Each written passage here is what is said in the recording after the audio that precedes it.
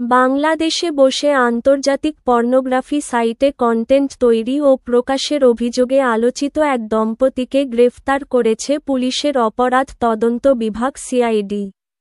রোববার ১৯ অক্টোবর রাতে বান্দরবান সদর এলাকা থেকে বৃষ্টি ও তার স্বামী আজিমকে গ্রেফতার করা হয়। সোমবার ২০ অক্টোবর সকালে বিষয়টি নিশ্চিত করেছেন সিআইডির বিশেষ পুলিশ সুপার।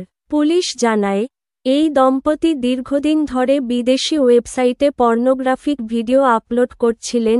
নিজেদের তৈরি এসব কন্টেন্ট নিয়মিত প্রকাশ করে তারা দ্রুতই বিশ্বের অন্যতম জনপ্রিয় প্রাপ্তবয়স্ক ওয়েবসাইটের শীর্ষ পর্যায়ে পৌঁছে যান এবং তদন্তে আরও জানা গেছে তারা বাংলাদেশে বসেই ভিডিও ধারণ সম্পাদনা ও প্রকাশ করতেন এবং এর মাধ্যমে প্রচুর অর্থ উপার্জন করতেন। গ্রেফতার আজিমের বাড়ি চট্টগ্রামে আর তার স্ত্রী বৃষ্টির বাড়ি মানিকগঞ্জে।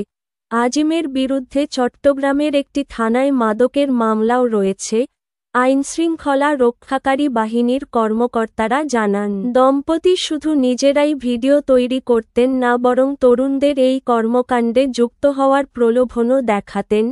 এতে দেশে বসে একটি অনলাইন পর্নোগ্রাফি নেটওয়ার্ক গড়ে উঠছিল।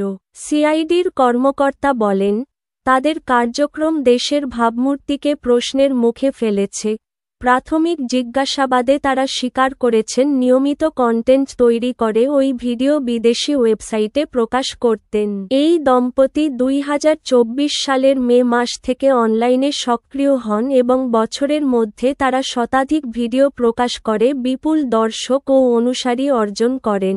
শুধু ওয়েবসাইটেই নয়, টেলিগ্রাম, ফেসবুকেও নিজেদের কর্ম প্রকাশ করতেন তারা। সাইবার গোয়েন্দাদের তথ্যমতে, এই দম্পতির কার্যক্রম নজরে আসার পর কয়েক মাস ধরে তাদের অবস্থান পর্যবেক্ষণ করা হয় এবং অবশেষে বান্দরবন এলাকায় অবস্থান নিশ্চিত হওয়ার পর অভিযান চালিয়ে তাদের গ্রেফতার করা হয়। পর্নোগ্রাফি নিয়ন্ত্রণ আইন ২০১২ অনুযায়ী পর্নোগ্রাফি উৎপাদন ও বিতরণ একটি ফৌজদারি অপরাধ।